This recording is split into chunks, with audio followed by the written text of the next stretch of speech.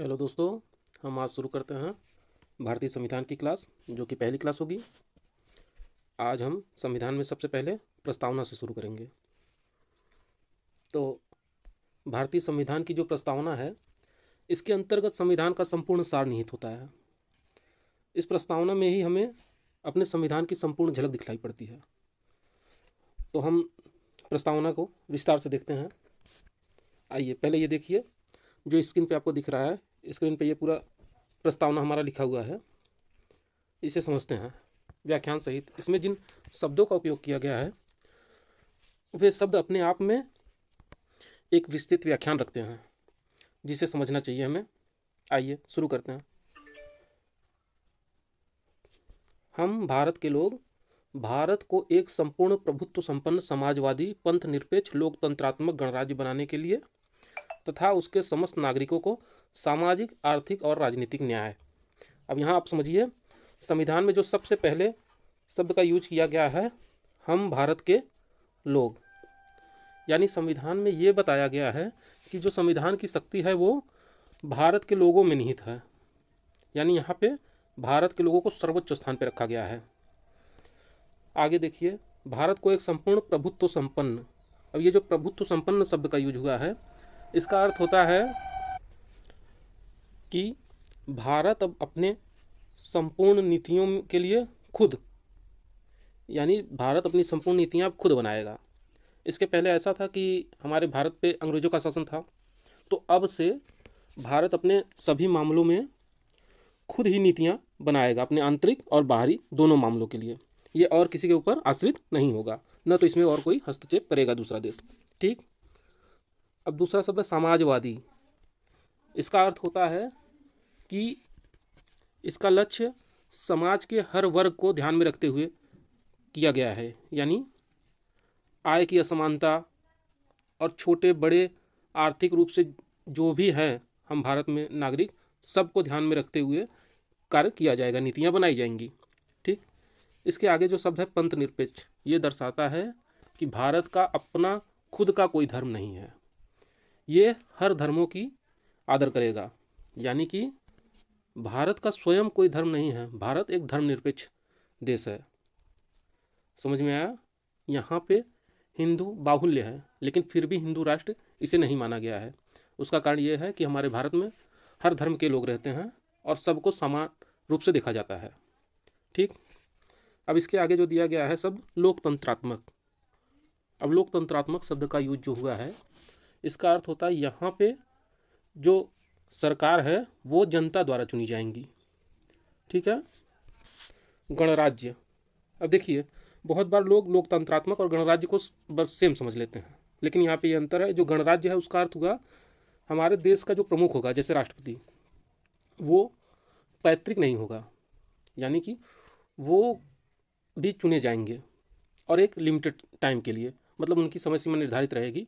उसके बाद फिर से अगली बार चुनाव होगा और कोई और चुने जाएंगे। ठीक। तथा उसके समस्त नागरिकों को सामाजिक, आर्थिक और राजनीतिक न्याय। अब यहाँ पे ये बात ध्यान देने वाली है, अक्सर एग्ज़ाम में इसको लेके कन्फ्यूजन पैदा कर देता है। जैसे कि एग्ज़ाम में क्वेश्चन आते हैं जिसमें पूछ लिया जाता है कि प्रस्तावना के अंतर्गत किसके न्याय की बात की गई है। इसमें एक ऑप्शन जैसे धार्मिक दे देगा या कुछ और पूछ लेगा इसमें से कौन सा नहीं है। तो ये याद रखना है आपको कि सामाजिक, आर्थिक और राजनीतिक न्याय की बात की गई है प्रस्तावना में। ठीक। आगे देखिए, विचार, अभिव्यक्ति, विश्वास, धर्म और उपासना की स्वतंत्रता। यानी भारत में हर एक को अपनी विचार रखने की, विश्वास करने की, किसी भी धर्म को मानने की, वो किसी भी भगवान की उपासना करने की पूरी तरह से स्वतंत्रता है। उसे कोई बाधित नहीं करेगा सरकार की तरफ से। ठीक। हर नागरिकों को अवसर समान दिए जाएंगे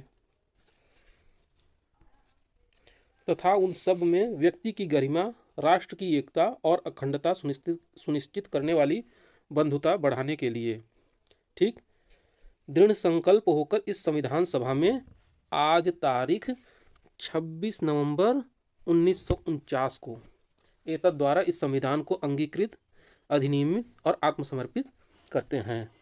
यानी इस संविधान को 26 नवंबर 1949 को अधिनियमित किया गया है। इसी दिन इस संविधान के कुछ नियमों को लागू कर दिया गया था, कुछ को ही, संपूर्ण रूप से नहीं। ठीक, अभी ये याद रखिए आप कि इस संविधान के प्रस्तावना के अंतर्गत भारत शब्द का 2 बार यूज किया गया है। ये कभी कभी परीक्षाओं में पूछ लेता है, इसलिए बताया गया है। और इसमें 3 प्रकार के न्याय का उल्लेख है, सामाजिक, आर्थिक और राजनीतिक। और 5 स्वतंत्रता, जिसके अंतर्गत विचार, अभिव्यक्ति, विश्वास, धर्म और उपासना।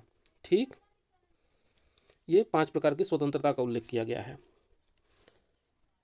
अब समझिए, इस प्रस्तावना के अंतर्गत एक बार संशोधन हुआ है। वो संशोधन कब हुआ था? 1976 में 42वां संविधान संशोधन अधिनियम। इस अधिनियम के अंतर्गत हमारे संविधान की प्रस्तावना में 3 शब्दों को जोड़ा गया, जिसमें से एक है समाजवादी, दूसरा पंथ निरपेक्ष और तीसरा है अखंडता। ये तीनों शब्द बाद में 1976 में संविधान सभा, मतलब कि 42वां संविधान संशोधन जब हुआ है, तब संविधान की प्रस्तावना में जोड़े गए हैं। एक और फैक्ट ध्यान दीजिए, 1960 में एक वाद आया था, बेरू-बारीवाद। इसके अंतर्गत ये बताया गया कि प्रस्तावना संविधान का अंग नहीं है। प्रस्तावना को बताया गया कि ये संविधान का अंग नहीं है। लेकिन फिर इसके बाद 1973 में केशवानंद भारतीवाद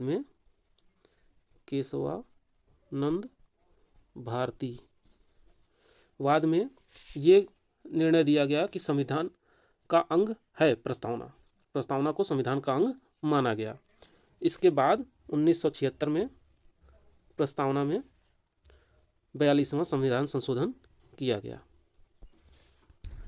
अब समझिए, 1960 में जो बेरूवारीवाद में यह निर्णय लिया गया सुप्रीम कोर्ट द्वारा कि प्रस्तावना संविधान का अंग नहीं है, तो इसके अनुसार प्रस्तावना के अंतर्गत कोई संविधान संशोधन नहीं हो सकता था।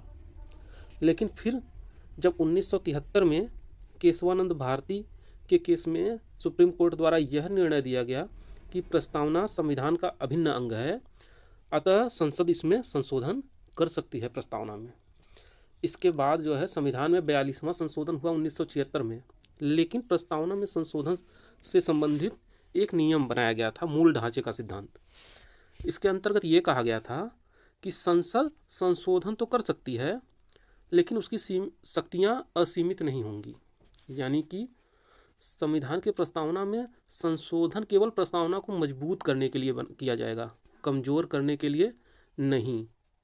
यानी संसद प्रस्तावना के मूल ढांचे को बदल नहीं सकती है, जैसे धर्मनिरपेक्षता, लोकतंत्र, न्याय, इन सब को संसद बदल नहीं सकती है, इन्हें और मजबूत किया जा सकता है।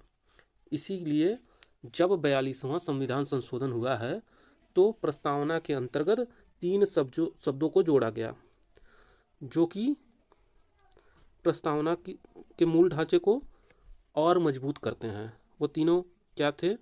समाजवादी, पंथ निरपेक्ष और एक शब्द था अखंडता। ठीक, तो आपने प्रस्तावना के बारे में लगभग पूरी जानकारी ले ली है। तो आज के लिए बस इतना ही, मिलते हैं फिर अगली क्लास में।